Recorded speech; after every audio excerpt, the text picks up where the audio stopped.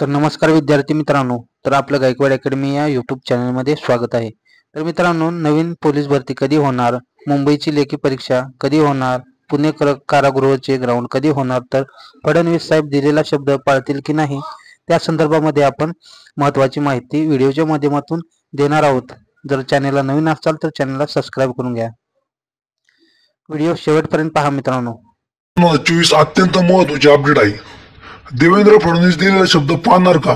निवडणुकीपूर्वी केलेलं भाषण आपण 12,000 पदाची पोलीस भरती करणार अशा प्रकारे फडणवीस साहेबांनी एका सभेमध्ये सांगताना सांगितलं होतं, परंतु मध्यंतरी आचारसंहिता व निवडणुकीचा काळ आला, ज्यामुळे भरती प्रक्रिया होऊ शकली नाही। तर तो शब्द आता फडणवीस साहेब परत पुन्हा अंमलात आणणार का, तो पाळणार का? आणि आपल्याला बऱ्याच विद्यार्थ्यांचा हाच प्रश्न होता, कारण की काही जण म्हणतात की आता पोलीस भरती लवकर होणार नाही, परंतु काही जणांचं म्हणणं आहे की पोलीस भरती होऊ शकते। तर विद्यार्थी मित्रांनो, पोलीस भरती होऊ शकते का? तर भावांनो, आपण हीच तुम्हाला नक्की माहिती सांगणार आहोत। तर आज शेवटपर्यंत फक्त व्हिडिओ बघा, अत्यंत महत्वाचा इम्पॉर्टंट व्हिडिओ आहेत, त्यामुळे फक्त आणि फक्त शेवटपर्यंत बघा, अर्धवट व्हिडिओ सोडून जाऊ नका।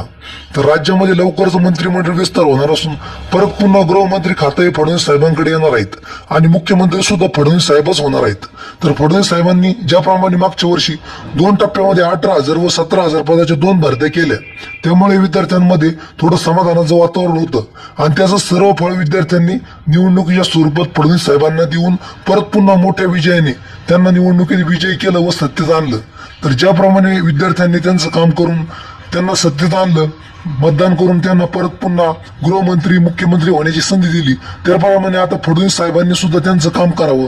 फडणवीस साहेबांनी सांगितलं होतं की आम्ही 12,000 पदाची भरती करणार आहोत, परंतु मध्यंतरी जेल पोलीसचे 2,000, 12 2 म्हणजे 16,000, 14,000 किंवा 16,000 पदाची आणि रिक्त असलेल्या पदाची पोलीस भरती फडणवीस साहेबांनी केली पाहिजे। आणि फडणवीस साहेब सुद्धा मुख्यमंत्री होणार असल्यामुळे आता त्यांच्याकडे सर्व महत्वाचे अधिकार घेण्याचा अधिकार असणार आहे, सर्व यंत्रणा त्यांच्या हाताखाली येणार आहेत। त्यामुळे फडणवीस साहेबांना आपली हीच कळकळीची विनंती की फडणवीस साहेब, तुम्ही जो निवडणुकीपूर्वी जो शब्द दिला की आम्ही 12,000 पदाची पोलीस भरती करणार आहोत, तर तो शब्द पूर्ण करावा आणि लवकरच 14 किंवा 16,000 किंवा 12,000 पदाची भरती प्रक्रिया काढून पण जास्तीत जास्त पदाची भरती प्रक्रिया काढावी आणि या भरतीमध्ये कमीत कमी 3 वर्षाची वयवाढ देणं गरजेचं आहे, कारण की खूप असे विद्यार्थी आहेत, महिला आहे, यामध्ये काही पुरुष पण आहेत ज्यांची वयोमर्यादा संपली असून त्यांना आता भरतीमध्ये सहभागी होता येत नाही।